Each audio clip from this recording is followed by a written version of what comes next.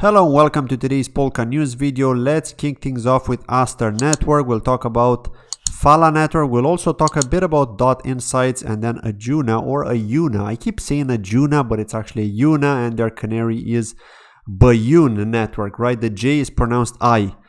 So that's the reason I always get that wrong, because I just get that feeling that it's a J when in reality it's not. So we'll kick things off with Astar here. Congratulations to Astar. They've just announced that they've hit 6 million transfers. So as you can see, this Parachain is very active. Just like Moonbeam, we have spoken about this in the past. Astar is the #2 most active Parachain on Polkadot.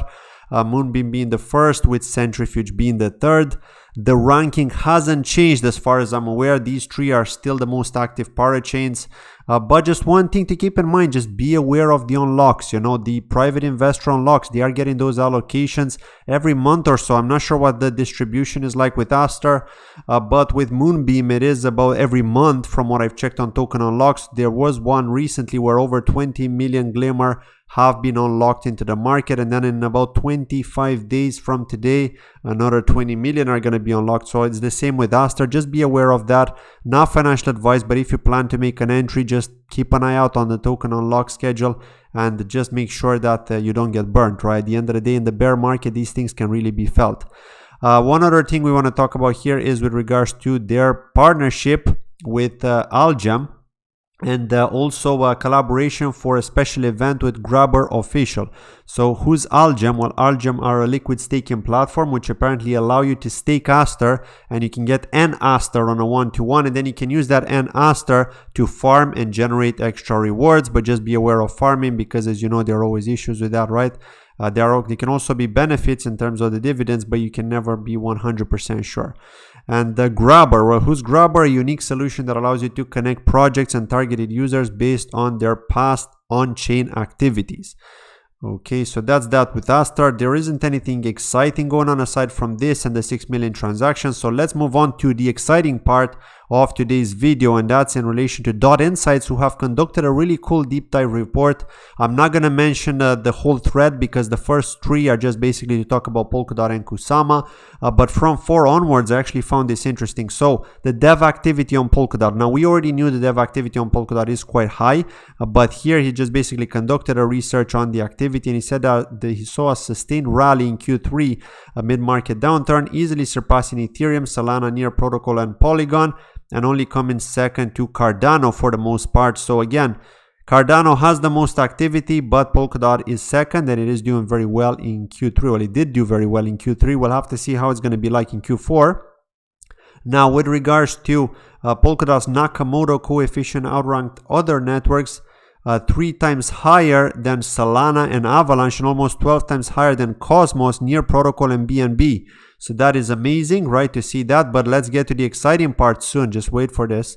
So now, total accounts on Polkadot and Kusama continued to rise steadily. On September 28, they witnessed the total number of DOT holders surpassing the 1 million milestone. Imagine that. Now, in the first 2 weeks of November, there was a sharp increase in new accounts created on Polkadot. And yeah, absolutely amazing. And also with the fact that now we're seeing that FUD in the market with FTX going insolvent, and people are told not to keep their DOT on exchanges, not only DOT, but like other cryptocurrencies, whereas now we're talking about DOT here. And so as you can see, it does have an impact, and more people are creating wallets, even if they don't like those wallets, especially the official wallet. We all know how complex that is, but there are alternatives. Remember, Sub Wallet, Talisman. There's also Nova Wallet. There's what's the other one? I can't think of it right now, but there was one other one which is commonly being used as well. So yeah, there are lots of alternatives, right? If you want to hold your Polka, also Polka Wallet as well. That's another good mobile wallet. But yeah, with so many alternatives, it's just what's the point, right, of complaining about one complex Polkadot web wallet? It is the official one, but it is complex. So if you've got those alternatives, why not use them, right? At the end of the day, you are in charge of your own keys. Now, Parachains on Kusama Network and Polkadot made good use of the Polkadot-specific XCM feature to enable cross-chain communication and transfer.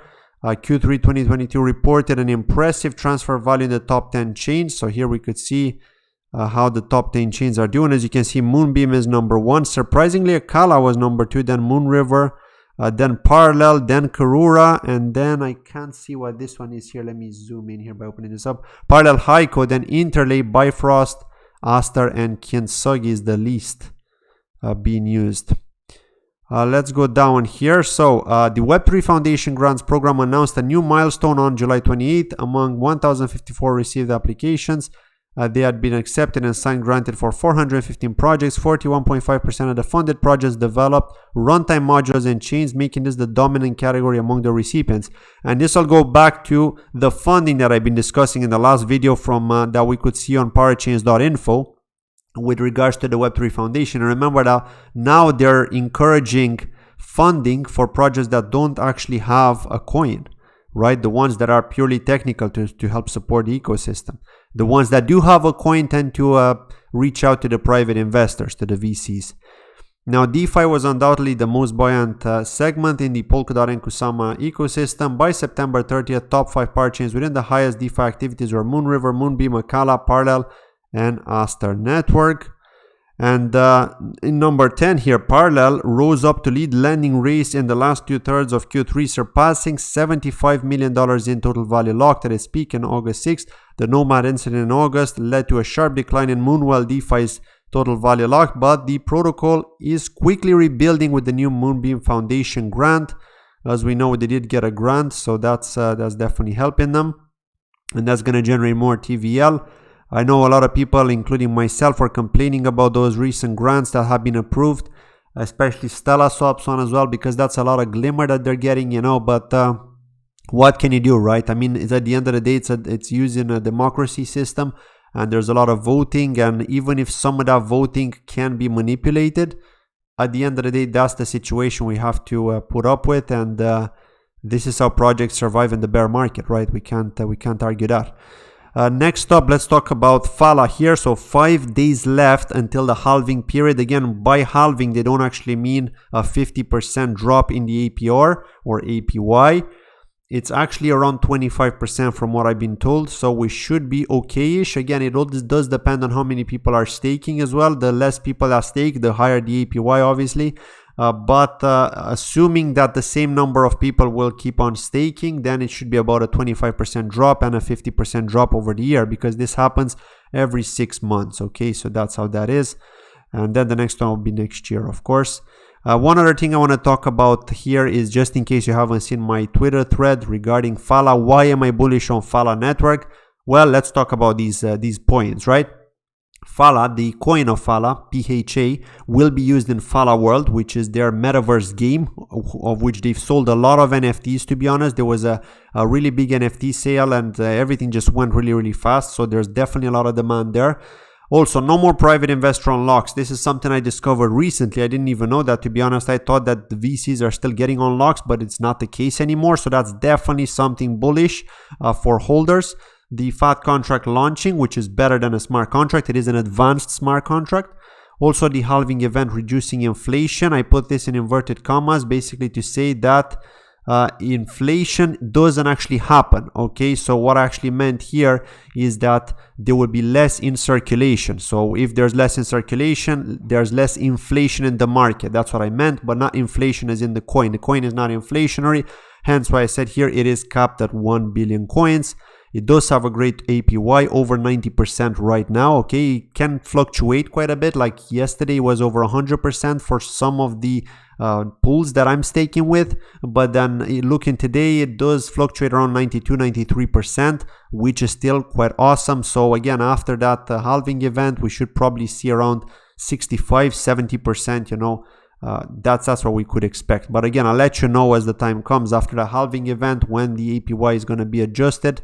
Of course, let's move on to the next part of the thread here. So Phala devs have been helping Remark and Bitfolds, which is Bruno, confirmed that on various occasions. Again, I have met Bruno personally as well. I've actually met Marvin as well, co-founder of Phala, at an event, a crypto event in Croatia called Blockdown. So they've actually said like how they've been working together, you know, and the devs, like the Phala devs, have been helping Remark with Singular, also with Skybridge, because as you know, Remark did kind of suffer from a lack of developers, and so they did receive that help, and that's awesome.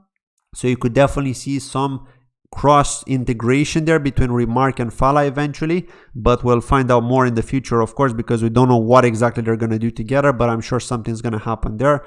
Also, Phala are very active in terms of development activity. We already know that. Zoe, working for Phala, is also a Polkadot ambassador. She manages event funding to further spread the word about Phala. So as I've showed you when I went to Polkadot World in Madrid, because Zoe did help to fund that specific event, because she is in charge of the funding, right?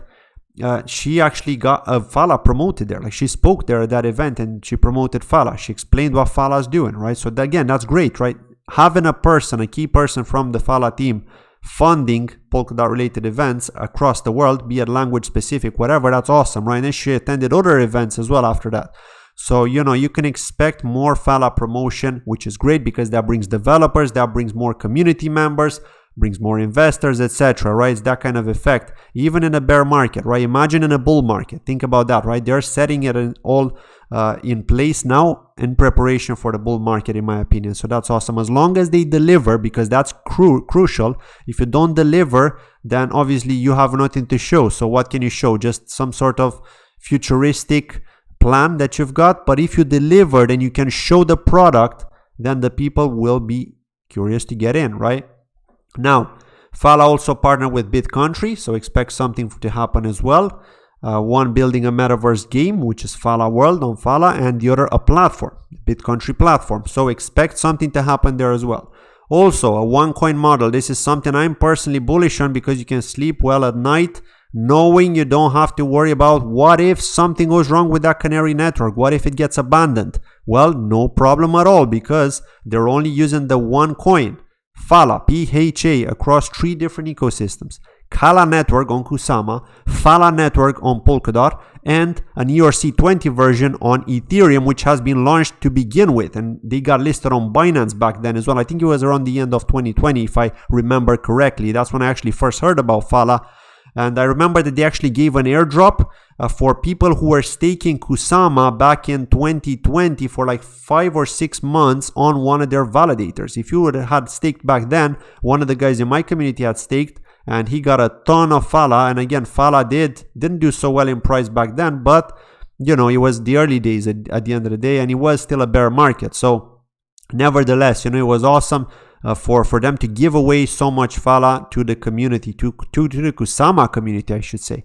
Because just imagine, if you're in early in Kusama, you're obviously very happy, but then on top of that, you also got that huge Phala airdrop to further motivate you to hold your Kusama. So yeah, to me, I mean, this is really, really good. The one coin model, because you don't have to worry about any canary abandonment. To me, that's also been a concern.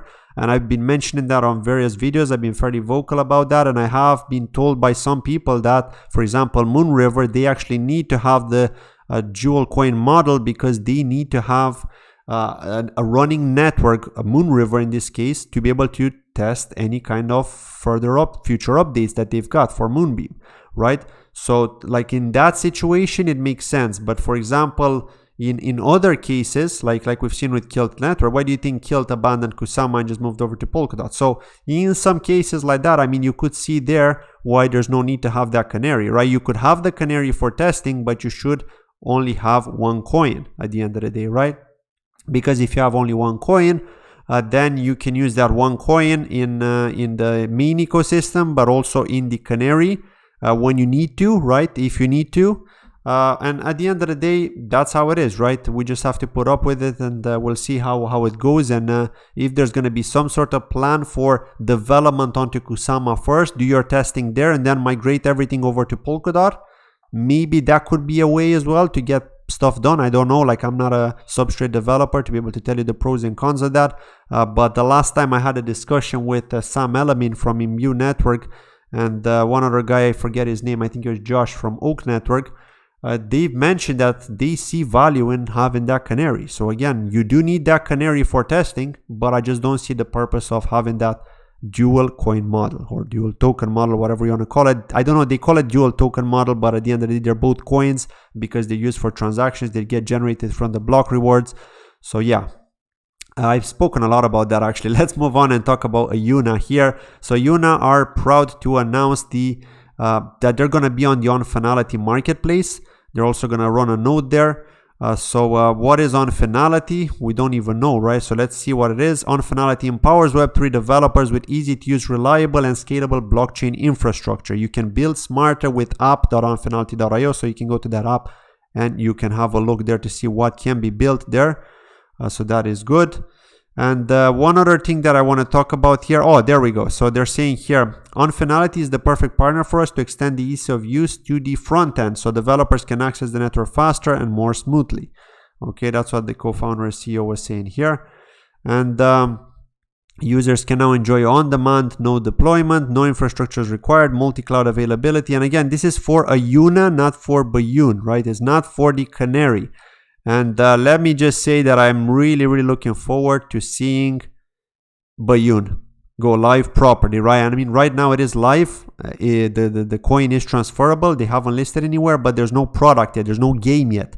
So I'm really looking forward for that Battle of Mox game to launch on Bayun, and I think you're going to be really excited when it does happen. I have been speaking to some people there, and I have to say, yes, it is going to be really good. It's a really cool NFT game, and you can do some really cool stuff on it. I can't say too much right now. I'm not under NDA or anything, so I could potentially disclose this information to you of what I've been told, but just out of respect for the team, I'm not going to do that until it's public info, and I can just say I'm really excited about what's coming up there. So hence why I'm also a Bayun holder, because that is the name of the coin. So of course that is going to play a role in the game, which is great because they are creating utility for their own coin, right? We're not seeing them create utility for Kusama, which would be still okay, but to me, like, what's the point of having your Parachain coin if you don't create utility for it? So yes, the team are doing this right from the beginning, and I love that, right? And they're going to do the same for Ajun.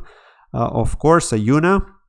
The Ajun coin is going to have a utility on the Ajuna games. But yeah, aside from that, they've been mentioned by OKX Block Dream, or I should say by Bang Bang Gaming, who said that OKX Block Dream invested in Ajuna. We already know that anyway, so that means that there's a likelihood that OKX are going to list the Ajun coin. We'll see if they also list Bayun, maybe not, maybe just the Ajuna one, because they all, they usually list what they've invested in, but anything could happen. And finally, I just want to quickly mention here, I have looked at this the last day as well, parachains.info, and I'm going to do some more digging into a lot of the projects in the testing session, also the ones in the announced section. But what I want to say here is that there's still something that I am concerned with, and that's in relation to the Kusama crowd loans. I mean, you've seen, just like I've seen, that you can actually win a Parachain auction right now without a crowd loan. I mean, you can self-fund with 10k SM, even 5k SM, and if there's no competition in that specific lease period, you can actually win an auction, right? So to me, like now, what would be the point for a lot of these projects to actually create a crowd loan when they could just self-fund and become a Parachain, right? There's also that, and I think that we're going to face that risk. It's a real risk, but there's really no incentive for them to get people to lock their Kusama for 11 months or their DOT for 22 months when they can just self-fund, and then they can become a Parachain and they can do what they want, and then their private investors and seed sale investors, whatever, can all get the coin, but they can then list on exchanges and then they can sell to us, to retail, at the time when they list, without having to give us anything for free through a crowd loan. So I am worried about this part, to be honest. I'm not gonna lie, I think that's a reality and it could happen and we have to face it, right? At the end of the day, all we can do, like, not financial advice, but if we are really interested in a project, like me personally, if I would be really interested in a Parachain that just won a slot because they've self-funded and then they've listed, I would just wait for the investors to dump first, right? There will be private investors who get an unlock, they will sell at the beginning. We've always seen that. Exchanges tend to sell, and then I would wait to get in at a decent price. Again, it is a shame because I would really like to see crowd loans again. I want to see the crowd loan love come back again eventually, right? And that would be nice because then we could get those free coins at the end of the day for locking up our Kusama for 11 months or DOT for 22. But I'm just not so sure we're going to see that anymore. Not trying to be pessimistic here, but this is the reality. If it's so easy to win, what's the incentive for you as a team to actually set up a crowd loan, right? That's all you have to ask yourself.